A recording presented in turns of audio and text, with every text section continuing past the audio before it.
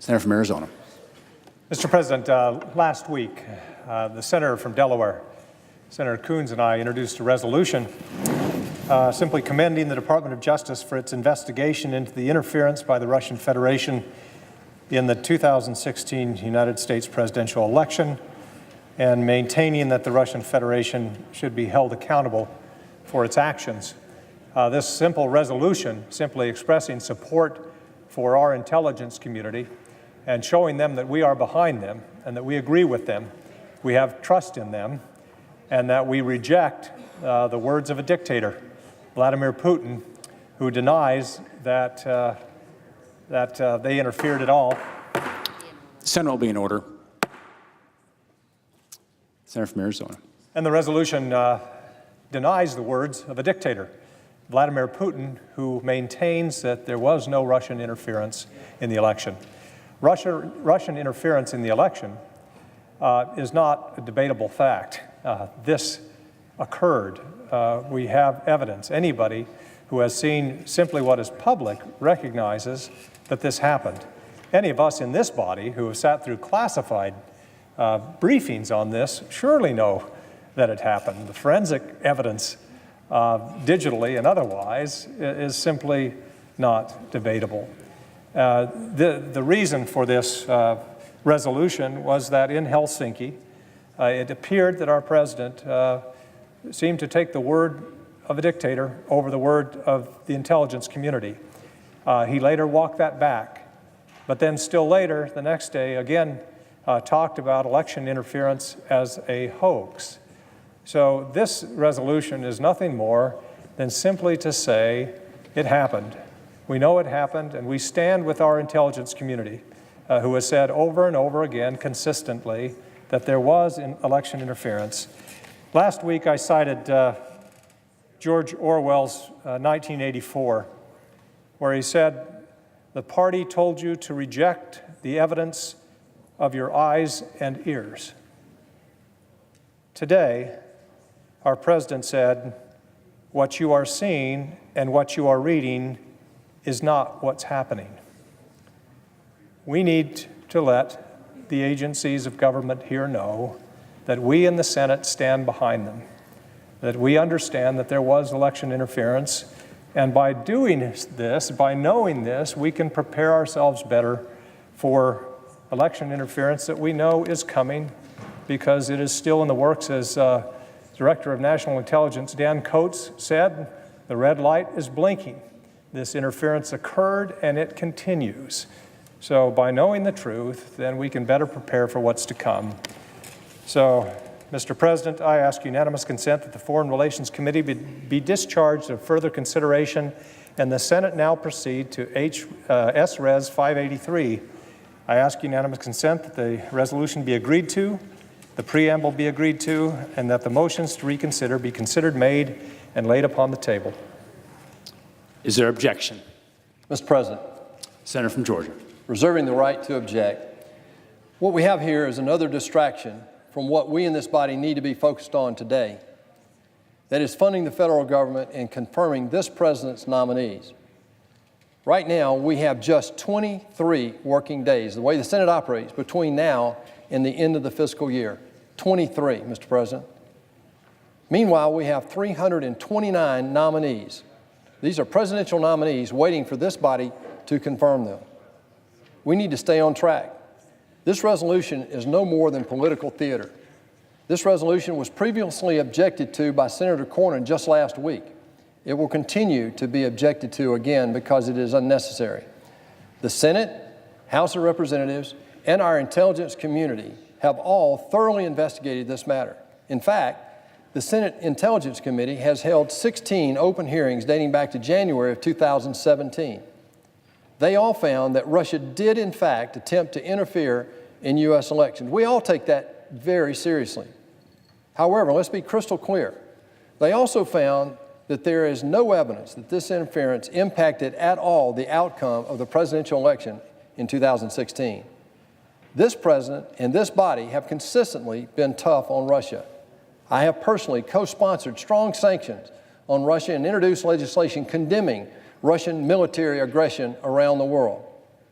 We are currently debating additional economic sanctions to hold Russia further accountable, and we will continue to do so as long as their nefarious activities continue. What we don't need are more political distraction, and that's all this is. Therefore, I object. Objection is heard. Mr. President. Senator from Delaware. Mr. President, I just want to offer my response to the very disappointing renewed objection to the resolution that Senator Flake and I have attempted to move through this body now twice. Last week, Senator Flake and I came to call on our Senate colleagues to speak clearly in support of our intelligence community, our federal law enforcement community, and to state unequivocally that Russia's attacks on our democracy won't be tolerated and that we will take action in a firm and bipartisan and swift way. Some have said this is merely a simple or symbolic message, and I'll say that there are powerful symbols that motivate our nation, like our flag, that although symbolic, are substantive in their consequences. After the narrow objection of one senator to this resolution last week, we hear another objection tonight saying that what we should be focused on is confirming nominees and funding the federal government. I frankly don't get the point. If this symbolic resolution, which calls on this Senate to act on hearings, on receiving notes, and on imposing sanctions in order to push back against Russia's attack on our democracy, cannot find 2 minutes to adopt by unanimous consent this simple resolution, then I worry that we continue to have a problem of lack of clarity about what actually happened in 2016 and what may happen in 2018. I'll remind you briefly that President Trump's own Director of National Intelligence has warned that Russia's attacks on our digital infrastructure are, quote, persistent, pervasive, and meant to undermine our democracy, close quote. I know I don't need to remind you, Mr. President, that what defines us as a democracy is free, fair, and open elections that our people find credible. Just this morning, the Department of Homeland Security publicly released that air-gapped control centers for utilities in more than 100 places across our country had been penetrated successfully by Russian military intelligence. The threat to our 2018 election continues to build. The clarity that we have been attacked in our 2016 election continues to build, and the sanctions that our president could be fully exercising were passed by this body by a vote of 98-2 last summer through the Countering America's Adversaries Through Sanctions Act. This resolution is simple. Because of a lack of clarity at the Helsinki summit between President Trump and President Putin, it calls for prompt hearings, the release of relevant information and notes to better understand the impact of what was committed to in that meeting in Helsinki, and the full implementation of the sanctions adopted by this body by a vote of 98-2. Either we mean it or we don't. Either we care about knowing what happened in Helsinki or we don't. Either we get the threat to our upcoming election or we don't. And in my view, we continue to face threats to our elections, to our critical infrastructure, and it is long past time for Congress to work together to secure our democracy. Mr. President, I want to close by thanking my colleague and friend from Arizona for being a partner in this effort, for seeing clearly what is happening, and for standing up and asking this body to act. He gave, I think, a haunting opening quote from 1984.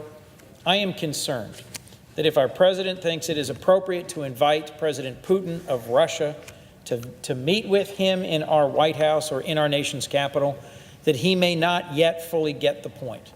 I am encouraged that Speaker Ryan and Majority Leader McConnell said clearly earlier today that President Putin is not welcome in this nation's capital, in this building, in the capital where this Congress meets.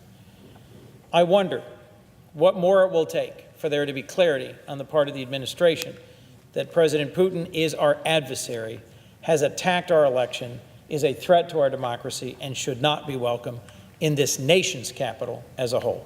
I call on my colleagues to support this resolution, to stand with our intelligence and law enforcement communities and against this dangerous foreign adversary, Russia. And again, I thank and compliment my colleague from Arizona for joining me in this important effort. With that, I yield the floor. Mr. President. Senator from Arizona. I thank the senator from Delaware for his very forceful articulation of the reason for this resolution. Again, I repeat what was said by the President today.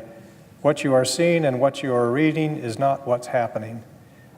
Continually, the topic of election interference is being muddied and being further clarified and then further muddied.